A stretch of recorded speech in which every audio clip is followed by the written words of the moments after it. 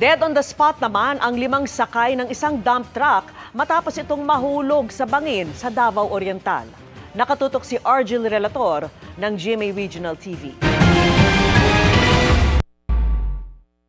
Puno ng sugat sa iba't ibang bahagi ng katawan ang mga sakay ng isang truck na nahulog sa bangin sa Barangay Pichon sa Caraga, Davao Oriental sa Mindanao kahapon.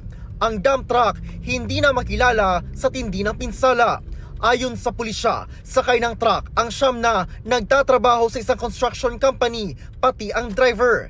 May karga rin itong mga graba. Nangyari ang insidente habang nasa pababang bahagi ng kalsada ang truck at nahulog sa bangin na nasa 80 metro ang lalim. Papunta sila sa sir, sa Bantaon, yung sa parang ginagawang kalsada sir.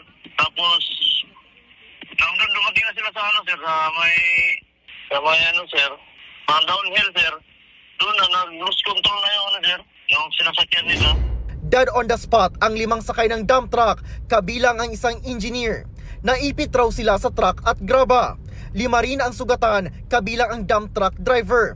Agad silang isinugod sa ospital.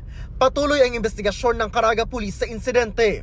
Sinusubukan pangkunan ng GMA Regional TV 1 Mindanao ng pahayag ang truck driver at ang construction company pero wala pang tugon. Mula sa GMA Regional TV at GMA Integrated News, Argel Relator, nakatutok 24 oras.